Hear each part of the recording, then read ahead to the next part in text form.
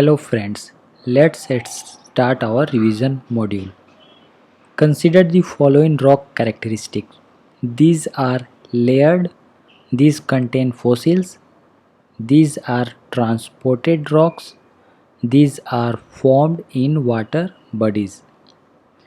Which of the above characteristic is true of sedimentary rocks? Here given four options and the above four characteristics are true for sedimentary rocks. So D is the answer. Meaning sedimentary rocks are layered, contain fossils and are transported rocks and form in water bodies also. Remember, fossils are not found in igneous and metamorphic rocks. Fossils are found in sedimentary rocks. Okay, next question.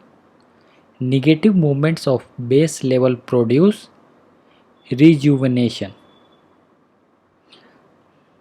We can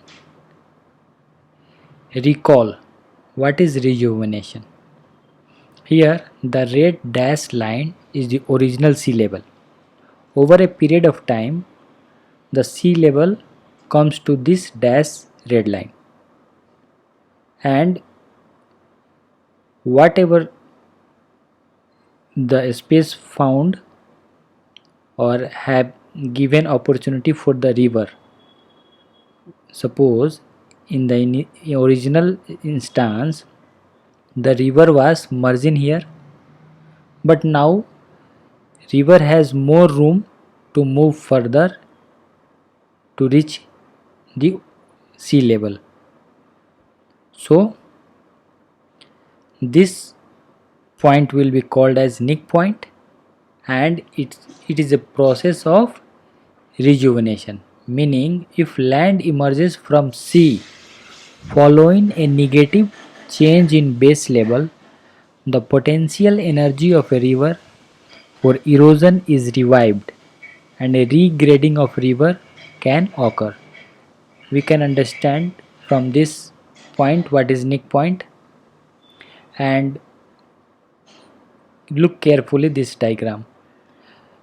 The initial river was margin here and sea level was here, but over a period of time sea level decreases, means negative. New sea level is here, so this space has give potential to the river to move further. So this point will be called Nick point, and erosion of the surface will happen due to river. That process is called rejuvenation. Moving and other terms that is given in the questions are also important. Attrition, meaning the particles which are suspended in the water bodies, they collided with each other and eroded each other. That is attrition. And what happens on the ground due to these boulders and pebbles and big rocks, that is abrasion. And chemical process leads to solution, and this crack shows due to water pressure. It has happened like this. And other terms given in the option is stabilization. Here earlier the sand was moving, but now due to this grasses or tree, sand has stabilized. That is sand dune stabilization. And saltation. Saltation happened due to wind action or water action. They are sorted out. That is called saltation. Here we can also understand creeping. They are moving on the ground.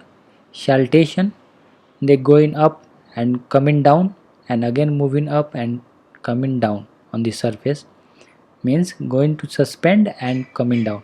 In between they also strike with each other, means colliding. That is attrition. And the dust particle which is suspended in the air is suspension. So moving to the next question, which one of the following plateau can be considered as intermountain? Intermountain or intermontane are nothing but The plateau which are surrounded by mountain is intermountain plateau. Here the correct answer is Tibetan plateau. And other option of intermountain plateau is Bolivian plateau. Try to recall from this diagram. We have already discussed in the previous lectures. This is a plateau and the plateau is surrounded by mountain range. That plateau is called intermountain plateau. Moving to the next question. The he attained at present level during the geological period. Answer is Cambrian. And the other important terms related to geological time scale is Aeon, era, period and epoch. Aeon has the larger duration than era, then comes period and finally epoch. Moving to the last question for the revision module. The unconsolidated rock material deposited by surface was at the base of a cliff is called colluvium. Try to recollect from this diagram. Colluvium is nothing but what is deposited on the base or foot of the slope, that is colluvium. That's all. Thank you.